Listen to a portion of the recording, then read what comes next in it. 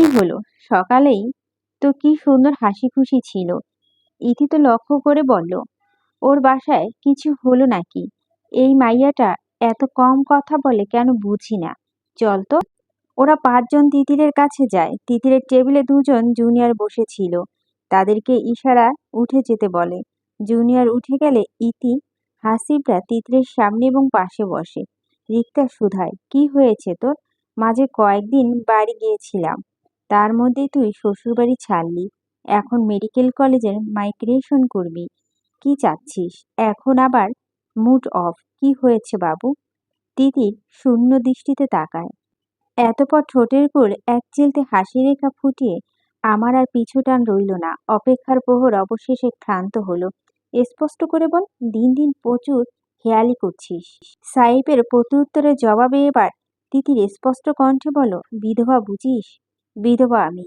আমার 2 বছরের অপেক্ষা শেষ। আমি আর কখনই এই শহরে ফিরতে চাই না। তিতিরের বক্তব্য উপস্থিত সকলের মাঝে নীরবতা বিরাজ করলো। তা দেখে তিতির বলল, তোদের কি হলো? স্পষ্ট করে বলতে বলবি? বল না। এখন চুপ কেন?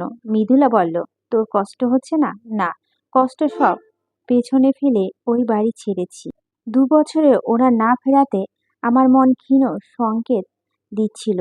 একটা মানুষের মৃত্যুর খবর খারাপ লাগছে, কিন্তু সবাই যেমন আশা করে, মানে আশেপাশে মানুষজন, যে আমি কাঁদতে কাঁদতে সেন্স হারাবো, কয়েকদিন খাওয়া নাওয়া ছেড়ে নিজেকে মৃতপ্রায় করে ফেলবো, তাদের এই আশা পূরণ করতে পারলাম না। ইতি তিতিরকে নরম সুরে বলল, ঠিক আছে, পর এখন অতীত ভুলে সামনে আগা। হুম। আজ হিয়া মেয়ের 8 দিন বয়স হলো। এতদিন নাম রাখিনি, আজ নাম রাখবে। নাম রাখা হলো হৃদিতা তাহিয়াত আয়াত। ভাবছে নামের আকিটা পরে দিবে, 2-2.5 বছর পর দিলেও তো হবে। আজ যেহেতু শুক্রবার, তাই তিতির ভাবলো রায়ানদের বাড়িতে গিয়ে সেই দিনের পার্সেলের জিনিসপত্র ফেরত দিয়ে আসবে। এগুলো প্রতিনিয়ত নিজের অতীতকে স্মরণ করাবে। তাই মা হিয়া এবং আয়াতকে নিয়ে বেরিয়ে পড়ল। সাথে চিঠিটা নেয়নি, কারণ চিঠিটা পুরোটাই জুড়ে কারো হৃদয় অনুক্তি, যা দেখলে রোকেয়া বেগম ও রাহেনের ভাই বোন অন্য কিছু ভাবতে পারে। তারা চাইলেও হেড অফিস এখন খবর নিয়ে জানতে পারবে। তিতিরও তার মা ভাবিকে দেখে রোকেয়া বেগম খুশি হলেন, কিন্তু রাহানের বোন মোটেও খুশি হয়নি। তিতির সেই বিষয়টা দেখেও না দেখার মতো করে থাকলো। কুশলাদি জিজ্ঞাসার শেষে রোকেয়া বেগম রায়াতকে কোলে নিয়ে নাজমা বেগমের সাথে গল্প জুড়ে দিলেন। তিতির ও হিয়া চুপচাপ বসে আছেন। রোকেয়া বেগম তিতিরকে বললেন, প্রায় 20-22 দিন পর আসলো। তোমার লেখাপড়া কি অবস্থা? হিয়াকে কি কোথায় ভর্তি করবে? তিতির হালকা হেসে জবাব দেয়, আলহামদুলিল্লাহ, ভালো চলছে। হিয়াকে ময়মনসিংহ গিয়ে অ্যাডমিশনের সময় ভর্তি করব। অ্যাডমিশন তো বেশি সময় বাকি নেই। ওকে বলছি আয়াত ঘুমালে আগে বইগুলো পড়তে, কিন্তু মেয়েটা দিনকে দিন অলস পরিণত হচ্ছে।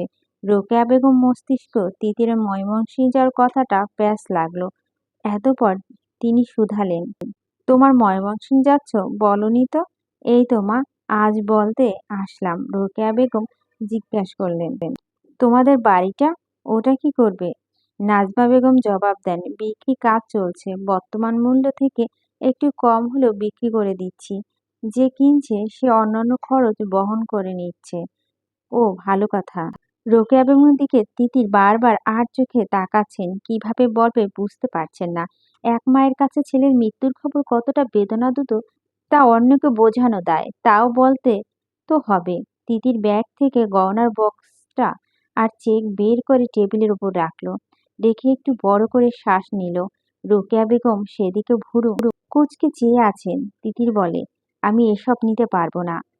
আমি জানি বাবা আমাকে ভালোবেসে এসব দিয়েছেন, সাথে আপনাদের ছেলেও, কিন্তু এসব সাথে রাখলে আমি অতীতে নিষ্পেষিত হব। তাছাড়াও সমাজে তো রীত আছে, বিধবা নারী গহনা পরতে পারে না।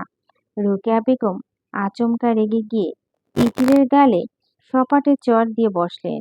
উপস্থিত নাজমা এবং হিয়া এই কাণ্ডে হতবাক হয়ে গেলেন। আয়াত হয়তো ভয় পেয়েছেন, কেঁদে উঠছেন বাচ্চারাও। রোকেয়া বেগম শক্ত কণ্ঠে উচ্চস্বরে বলে উঠলেন। ভবিষ্যতে এমন কথা বলবে না। তুমি এই বাড়ি ছেড়েছো বলে যে আমার ছেলে মারা গেছে তা ভাবো কি করে? তুমি সম্পর্ক রাখতে চাও না, আমারই বাধা দেইনি। যুবতী কুমারী মেয়ে ভেবে তোমার ভবিষ্যতের কথা ভেবেছি। রোকেয়া বেগমের জোরালো কণ্ঠে রায়হানের বোন বসার ঘরে আসে। তিতিরে দেখলেই সে ঘরে চলে গিয়েছিল। মায়ের কথা শুনে বলে, কি হয়েছে মা, কি হয়েছে এই মেয়ের? রোকেয়া বেগম কেঁদে উঠলেন। বলেন, দেখ না, তিতির বলছে আমার ছেলে নাকি বেঁচে নাই। ওর সাহস হয় কি করে? তোর বাবাও শেষ নিঃশ্বাস ত্যাগের সময় বলেছিল হয়তো রায়হান বেঁচে নেই। তখনই আমার অসুস্থ মানুষটার সাথে রাগ করেছিলাম। আজ তিতিরও বলছে। রায়হানের বোন ক্ষিপ্ত স্বরে বলো, চলে গিয়েছিলে তো ফিরোচ্ছ কেন? আমার ভাইকে মৃত প্রমাণ করে তে উঠে পড়ে লেগেছ কেন? নাকি সম্পত্তির লোভে? ভাই মারা গেলে তো তার সম্পত্তি তুমি পাবে, তাই এজন্য এসেছো, তাই নাকি? তোমার মতো সুবিধাভোগী মেয়েদের খুব ভালো করে চেনা আছে। তিতির মুখে হাত দিয়ে কেঁদে ফেলল। সবাই তারে দোষ কোনো ধরে। লোভ সে কেন করতে যাবে, বরং আজ কিছু সম্পত্তি ফিরিয়ে দিতে এসেছে সে। তিথি জোরালো কণ্ঠে বলল, সেনাবাহিনী থেকে চিঠি এসেছে, সেখান থেকে জেনেছি। আপনারা খবর নিন তাহলেই হয়। তাছাড়া আজ আমি এসব হাত দিয়ে টেবিলে রেখেছি, ফিরিয়ে নিতে এসেছি। আমার এসব লাগবে না। আমার বাবা যা রেখে গেছে তা দিয়ে আমাদের হয়ে যাবে। এতদিন আমার জন্য যা করেছেন তার জন্য অসংখ্য ধন্যবাদ। সারা জীবন কৃতজ্ঞ থাকবো। ভালো থাকবেন। কথাগুলো বলে তিতির আর অপেক্ষা করল না। মা ভাবিকে উঠতে বলেই ওই বাড়ি থেকে বেরিয়ে আসে। সময়ের পরিক্রমায় আরো ৩ সপ্তাহ পেরিয়ে গেছে। তিতিরের ট্রান্সফার হয়ে গেছে শুধু এই মাসে। আর সপ্তাহখানেক বাকি বলে মাসটা শেষের দিকে ফরিদপুর আসবে। টিউশনগুলো বলে দিয়েছে, বেশি করে পড়িয়ে নিচ্ছে। মাস শেষ হওয়ার ৩-৪ দিন আগে তিতিরের এরা ময়মনসিংহ যাবে। আজকে মা ও হিয়া ঢাকায় চাচার বাসায় পাঠিয়ে দেওয়ার ব্যবস্থা করেছে। ময়মনসিংহ গিয়ে তো আর কেউ ওদের জন্য বাসা ঠিক করে রাখবে না। যা করার নিজেদের করতে হবে। নিজেদের বাড়িটা বিক্রি করতে কিছু প্রসেস বাকি। আজ নিজেই প্রয়োজনীয় জিনিসপত্র নিয়ে হোস্টেলে উঠল। খুব অনুরোধ করে হোস্টেলে ১ সপ্তাহ থাকার অনুমতি নিয়েছে। হোস্টেলের সুপার দয়ালু বলে চলে। ময়মনসিংহ বাসা ঠিক করে এই বাড়ির ফার্নিচারগুলো নেওয়ার ব্যবস্থা করবে, যার জন্য বন্ধুদের সহযোগিতা প্রয়োজন। সবকিছু মনে মনে ঠিক করে স্বস্তির নিঃশ্বাস ফেলে তিতির। ভাগ্যিস পলাশ সুজনরা এখন পলাতক। খুব আশ্চর্যের বিষয় হচ্ছে এই ৩ সপ্তাহ পুলিশের ৪ বার এলাকায় এসে পলাশ সুজনদের খুঁজে গেছে, অথচ যখন তার ভাই তিয়াস মারা যাওয়ার পর পুলিশ একবারও কি ২ বার এসে খোঁজ নিয়েছেন। ব্যাপারটা বুঝে তিতির তাচ্ছিল্য হাসে। উপর মহল থেকে প্রেশার আসতেই এখন এত তদারকি। এতে যে আগুনেত্বের হাত আছে বুঝতে বাকি থাকে না। তিথির সন্দেহ হয় সেই দিনের লোকটা অপুর আগুনেত্ব বা মাশফিক ইকবাল কি দুজন ভিন্ন মানুষ নাকি একজনই? সেই দিন ঝড় বৃষ্টির রাতে আলোকিত স্বল্পতার কারণে মাশফিক ইকবাল নামের লোকটি মুখশ্রীর দর্শন হয়নি। মায়ের ডাকে ধ্যান ভাঙে তিতিরের। নাজমা বেগম বলেন, তোর চাচা বলছে এখনই বের হবে। তোরও তো যাওয়ার সময় হয়েছে। বেরোবো তোমরা? আমি কাল রাতেই ব্যাগ গুছিয়ে রেখেছিলাম। বেরোবো আমি। তিতিরকে এবার নাজমা বেগম জিজ্ঞেস করলেন, এতদিনের জমানো হাঁড়ি পাতিল এসব কি করব? কত সব তো পুরোই নতুন। জানি না, যতটুকু প্রয়োজন ততটুকুই রাখবো। বাকি সব সেফ হাসিব ব্যবস্থা করবে। আচ্ছা, সাবধানে থাকিস মা। মায়ের চিন্তা মিশ্রিত বলিতে হালকা হাসল তিতির। এত পর বাড়ির তালা দিয়ে বেরিয়ে পড়ল। মিশন শেষে ২ দিন আগে মেজর এবং সেনাবাহিনীরা সেনানিবাসে পৌঁছেছে। জেনারেল মিজান এবার ১ সপ্তাহ আগে কাউকে বের হতে দিবে না। এবার ৩ জন টেরোরিজম ধরা পড়েছে। কিন্তু এত কিছু করেও লিডারকে ধরতে পারছে না। ধরাটা অবশ্য সহজ না, কারণ এদের মূল ঘাঁটি তো এ দেশে না। সকাল সকাল মাশফি সেনাবাহিনীদের পুরো মাঠটা ৪ বার চক্কর দিয়ে এখন কফি হাতে মাঠে বেরিয়েছে। কয়েকজন এখনো চক্কর দিচ্ছে। অন্যান্য শরীরচর্চা আজ কেউ করবে না। মেজর এমআই মানে মেজর মাশফিক ইকবাল। মাশফিক মাঠের ঘাসের ওপর বসলো, এক ধ্যানে পূর্ব দিগন্তে রক্তিম সূর্যের দিকে চেয়ে আছে। 1 সপ্তাহ ধরে কোনো কালো মেঘ বৃষ্টি দেখা নেই। পরিষ্কার নীল অন্তরিক্ষে শরতের শুভ্র মেঘের আনাগোনা, রোদের প্রাণোচ্ছলতায় পুলকিত নবমণ্ডপ। মাশফিকও মিষ্টি হাসল। মাঠের মাঝে বসে মাশফিককে হাসতে দেখে দৌড়ে এলো অভি। সে ইতিমধ্যে 8বারের মতো চক্কর দিয়ে ফেলেছে। আজ এইটুকুই। কালও আজ একটু করে করে শুরু করেছে, আগামীকাল আবার পুরোদমে শুরু করবে।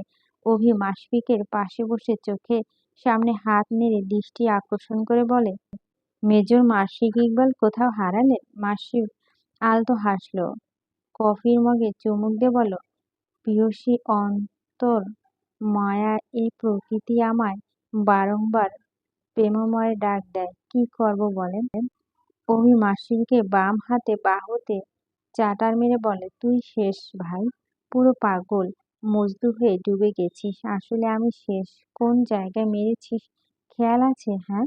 অভি খানিক দূর সরে গিয়ে বলল, সরি দোস্ত, আমার মনে ছিল না। তোর তো বাম হাতে বাহুতে গুলি লেগেছিল, বেশি ব্যথা করছে? মাশফিক আগের মতো বসে বলল, বেশি না, ঘা শুকানো ধরেছে। 7-8 দিন তো হয়ে গেল, তবে দৌড়ানোর সময় একটু লাগে, তাই ট্রেনিংয়ে আমার এক্সারসাইজ কমিয়ে দিয়েছি। কাল তোরা পুরোদমে শুরু করবি আর আমি আর 2-3 দিন পর। অভি বলল, ভাগ্যিস গুলিটা একটু সাইডে দিয়ে গিয়েছিল বলে। তাই তো রক্ষে, যদি বুকে লাগতো তবে? তাও দেখ বাম বাহুতে, একটু এদিক সেদিক হলেই। মাসফিক হেসে বলে, সোজা হৃৎপিণ্ডে। তুই হাসছিস? আমার তখন আত্মা বেরিয়ে যাচ্ছিল। কলেজ থেকে আমরা একসাথে একসাথে আর্মি জয়েন করেছি, একসাথে মেজর হয়েছি। নিজে থেকে তোকে নিয়ে ভয় থাকি। আন্টি তো তুই আছিস, রীতিতে আপুর তো স্বামীর বাড়ি। অভির কথা চিন্তায় রেশ। আরে তুই বেশি চিন্তা করিস।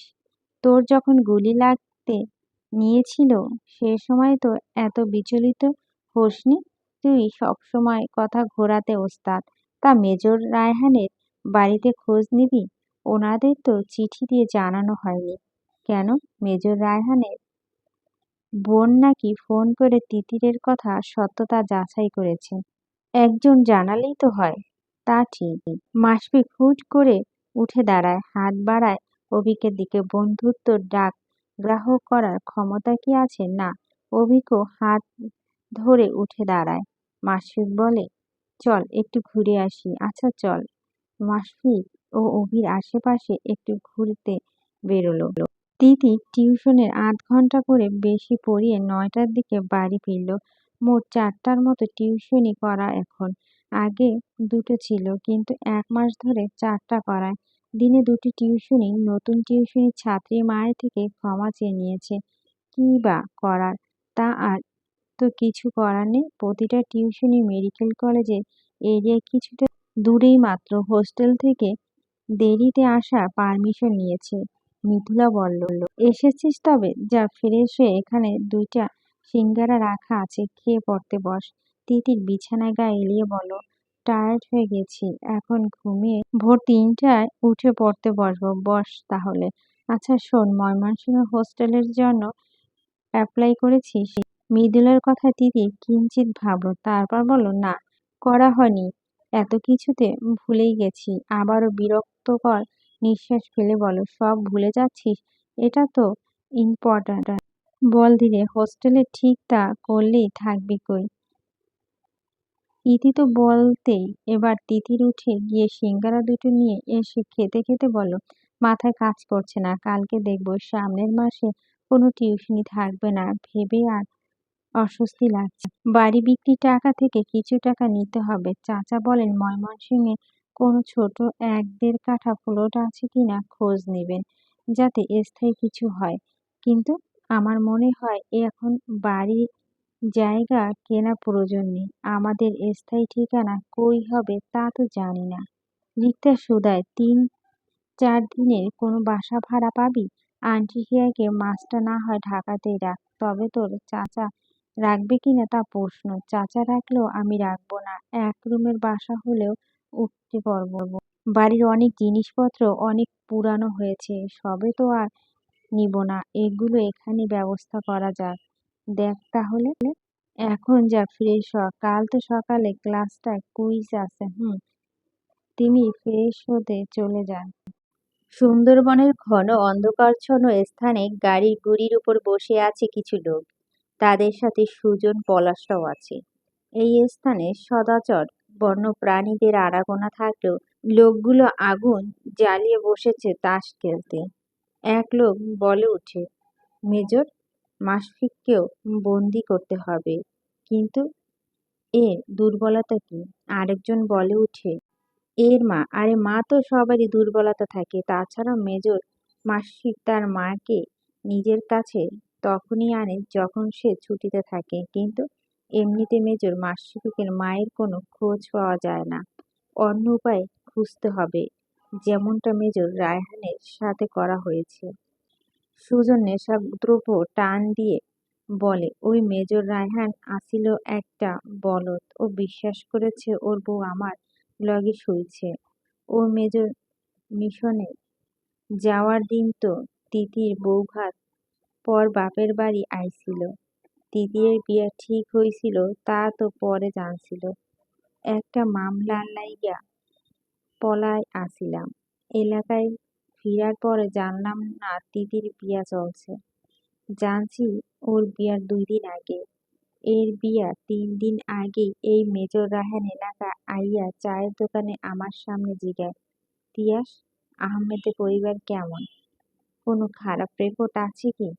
তার বইনের কই পড়ে? চলাফেরা কেমন? তখনই মেজর আর্মি পোশাকে আসিল বইলা মুখে কুলু আটকেয়া আসিলাম।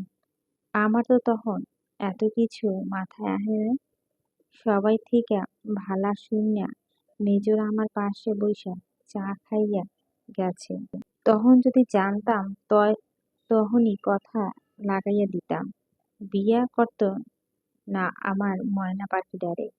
এখন মেজর নাই, ময়না পাখিডারে খাঁচায় বন্দি কইরা ছাড়ুম। টেরোরিজম লোকগুলোর মধ্যে একজন বলে, তোমার সাহায্য করাতে মেজর রায়হানকে জালে ফাঁসাতে পেরেছি। এখন মেজর মাশফিকরাও খোঁজ বের করব। এভাবেই সদস্য কমতে থাকলে কেউ কাজে আগ্রহ পাবে না। পলাশ বলে, খুঁজতে হবে। মেজর মাশফিক তো আমগো এলাকার না, তয় দিন খুঁজতে হব। আর সপ্তাহ পর এলাকায় যামু। এখন গেলে ঝামেলায় পড়ুম। এলাকায় এক ছোট ভাই কইল, পুলিশ নাকি 3-4 বার খুঁইজা গেছে। তিতির হিয়াগো বাড়িতে নাকি নিরাপত্তার ব্যবস্থা লাগাইয়া রাখছে। যে খবর দেয়, দিনের বেলায় বাড়িতে বাইর হয় না। সন্ধ্যা একবার চা পানের লাইগা দোকানে বইলে নাকি শুনছে। আরেকজন টেররিস্ট বলল, ব্যাপারটা সন্দেহজনক। তিয়াসকে যখন গাড়ি চাপা দিয়ে মারলেন তখন পুলিশ এতটা আসেনি। এইটা তো বুঝি না ব্যা, কেডা এমন পিছে লাগছে। পলাশ কিছুক্ষণ অশ্রাব্য গালিগালাজ করে আবার নেশাদ্রব্য সেবনে মন দেয়। ময়মনসিংহেতে তিতিরের থাকার জন্য হোস্টেলের ব্যবস্থা হয়েছে। একদিনেই ব্যবস্থা হওয়ায় তিতির দারুণ অবাক হয়েছে। একদিকে বাড়ি বিক্রয়ের প্রসেস প্রায় শেষ, তিতির অ্যাকাউন্টে টাকাও ট্রান্সফার শেষ। তিতির ব্যাংকে গিয়ে মা ও হীরার অ্যাকাউন্ট সমান করে টাকা ট্রান্সফার করে দিয়েছে, সাথে কিছু টাকা তুলে নিয়েছে সামনের মাসে যে টিউশন থাকবে না তাই। বাড়ির যেসব জিনিসপত্র ময়মনসিংহে নেবে সেগুলো আর্মি ট্রাক দিয়ে সেনাবাহিনীর ভিতরে রাখা হয়েছে। বাসা ভাড়া পেলে নিয়ে যাবে। কম তো না, 3টা খাট, 2টা আলমারি, showcase, fridge, sofa set, dining table, পুরানো একটা টিভি, 3টা ওয়ার্ড্রোব। 2টা নিবে, আরেকটা ঘুণে খেয়ে ফেলেছে তাই নিবে না। প্রয়োজনে হাঁড়ি পাতিল ও ডিনার সেট নাজমা বেগম হীরা সেইদিন নিয়ে গেছিল। বাকি যেসব নিবে সেসব তুমি নিজে লাগেজে কাপড় পেঁচিয়ে নিবে। 3টার লাগের নিচ্ছে এজন্য। অন্য শহরে পাড়ি জমাতে এত ঝামেলা এই কয়দিনে ভালোই বুঝছে। আর শুক্রবার হাসিব সাহেব, মৃদুলা, ইতি, রিক্তা সবাই তিতিরকে বিদায় দিতে মেডিকেল কলেজের হোস্টেলের কাছে এসেছে। সবাই চোখে পানি। তিতির এই শহরে আর ফিরবে না। তিতির চারদিকে চোখ বুলিয়ে অশ্রুসিক্ত চোখে সবটা দেখে নিল। বন্ধুদের সাথে কত মন খারাপ, দুষ্টুমি, আনন্দ স্মৃতি এই স্থানটা। কপাল বেয়ে গড়ানো নোনা জলের ধারাকে দুই হস্তে তালু দ্বারা আবদ্ধ করল। নাক টেনে কণ্ঠে সক্রিয়তা এনে বলে, এই তোরা কাঁদছিস কেন? আমি এই শহরে ফিরবো না বলছি, কিন্তু তোদের সাথে দেখা করতে আসবো। না, তা তো বলিনি। তোরা কেউ তো এই শহরে স্থায়ী না। একদিন এই মেডিকেলের প্রাঙ্গণে তো ছাড়তেই হবে। আমি না হয় একটু আগেই ছাড়লাম। ইতি তিতিরকে এসে ঝাপটে ধরে। মেয়েটা গতকাল রাত হতেই কাঁদছে। একটু বেশি আবেগী, তাই না? ইতি ক্রন্দনরত কণ্ঠে বলে, I you miss you too. তোর নাদুস নুদুস গালগুলো আবার কবে টানবো এটা তো বিধাতা জানে। তিতিরের আহ্লাদি সংলাপে ইতি আরো আবেগী হয়ে পড়ে। সাইদ বলে, তোরা কি সাথে বাস স্টপ পর্যন্ত যাবি? মৃদুলার চোখের কোণায় মুছে ভাঙা কণ্ঠে বলে, হুম। আবার কবে দেখা হবে তা তো জানি না। শেষ পর্যন্ত সাথে যেতে চাই। রিক্তা নিজের ব্যাগ থেকে একটা ডায়েরি বের করে তিতিরের হাতে দিয়ে ঠোঁট কোলে জোরপূর্বক হাসি ফুটিয়ে বলে, পড়াশোনার ব্যস্ততা এবং সংসার চালানোর জন্য হয়তো সবসময় কথা বলার সময় পাবি না। তাই নিজের একা লাগলে এই ছোট্ট ডায়েরিটা দেখিস। আমাদের এই 2 বছরে অনেক স্মৃতি বন্দি আছে। আমার খুব যত্ন করা, সামলে রাখিস কিন্তু। তিতির রিক্তাকে জড়িয়ে ধরে, নিজের কান্না সংবরণ করতে পারে না। এই 5 জন 2 বছরে সবসময় তার পাশে ছিল। নতুন ক্যাম্পাসে গিয়ে কি এমন কাউকে পাবে? জানে নেই তিতিরের। ওরা বাস স্ট্যান্ডের জন্য রওনা হলো। তিতিরকে বাসে উঠিয়ে বাস ছাড়া আগ পর্যন্ত সেখানেই ছিল। বাস ছেড়ে দিলে তিতির বাসের সিটে গা এলিয়ে দিল। গন্তব্য নতুন, সূচনা কেমন হবে তা নিয়ে সংশয়। মাগরিবের নামাজ পড়ে সেনাবাহিনীর নিজেদের রুমে এসেছে মাশফিক এবং অভি। হঠাৎ মাশফিকের ফোন কল আসে। স্ক্রিনে মা মহিয়া বেগম নাম্বার দেখে মুচকি হাসে সে। রিসিভ করে সালাম দিয়ে বলে, কেমন আছো মা? আলহামদুলিল্লাহ, আমি সবসময় ভালো থাকি। তুই মিশন থেকে ফিরে 2 দিন আমার ফোনে রিসিভ করিসনি, তাই আমি তোকে 4 দিন ফোন করিনি। এখন দেখছি আমার ছেলে আমাকে ভুলেই বসেছে। মায়ের অভিমান মিশ্রিত কণ্ঠে মাসিক মুচকি হাসে। সে তো মায়ের কাছে গুলি লাগার বিষয়টা লুকাতে কয়েকদিন ফোন রিসিভ করেনি। মা তা খুব চিন্তাপ্রিয় মানুষ। মাসফিক বলে, আর 3 দিন পর হাজির হব। দেখো শুধু, তুমি কি কোয়ার্টারে আছো তো? তো আর কই থাকবো? তুই না থাকলে আমাকে এই ক্যাডার কলেজে। তোর যে কেন এত ভয় বুঝি না। মহিমা বেগম অভিমান এখনো কমেনি। মাসি বলে, তোমার এতগুলো ছেলে থাকতো আমার কথা মনে পড়ে?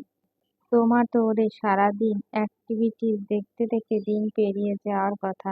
বিকেলে বড় মাঠটার পাশে রাস্তা দিয়ে সবটা চক্কর দাও তো। তোমার সুগার লেভেল কেমন? মহিমা বেগম বললেন, দেই তো, কম বড় মাঠ ওটা। তুই যে একজনকে আমার ওপর নজর রাখতে রেখে গেছিস, ওই ছেলে বিকেল হলে নিজের খেলাধুলা রেখে আমাকে নিয়ে 2বার করে মাঠে চক্কর দেয়। কিন্তু বাবু, আমি যে ছেলেদের খেলার মাঝে তোকে খুব মিস করি। মাসিফের নিজেও এবার খারাপ লাগছে। ছোট থেকে এই ক্যাডার কলেজের মাঠে খেলাধুলা করে বেড়ে ওঠা তার।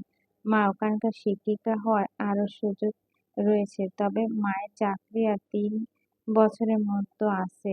নিজেও তো এই ক্যাডারের কলেজের ছাত্র। অভির সাথে বন্ধুত্ব কলেজ থেকেই। আগে খুব একটা কথা হতো না অভির সাথে, কিন্তু কলেজ থেকে ফুটবল টিমে 2জনে বন্ধুত্ব শুরু। আরো বন্ধুরা সবাই তো আর্মিতে জয়েন হয়নি। মাসটি আদুরে কণ্ঠে বলল, আই মিস ইউ টু মা। খুব শীঘ্রই দেখা হবে ইনশাল্লাহ। ফোন কেটে দেওয়ার পর অভিকের দিকে তাকিয়ে দেখে অভিক দৃষ্টিতে তাকিয়ে আছে। মাসিক ইশারাতে শুধালো। অভিক বলে, গুলি লেগেছে? এটা আন্টিকে তুই জানাতে না চাইলেও তুই বাসা গেলে আন্টি এমনিতেই জানবে। ছুটির পর বাসায় গেলে আন্টি তোকে খুঁটিয়ে খুঁটিয়ে পর্যবেক্ষণ করে। মাসিপের ভাবলেশহীন জবাব। করুক, সে যা করে শান্তি পায়। আমার সামনে চিন্তা করুক, আমি সামলে নিব। কিন্তু আমার আড়ালে চিন্তা করে বিপি হাই করে বসে থাকবে, তারপর আবার চিন্তা দ্বিগুণ করবে। হুট করে অভিক হেসে ফেলে। মাসফিক হাসে। এরপর দুজনে ড্রেস বদলে ডাইনিংয়ে যায় সন্ধ্যার নাস্তার জন্য।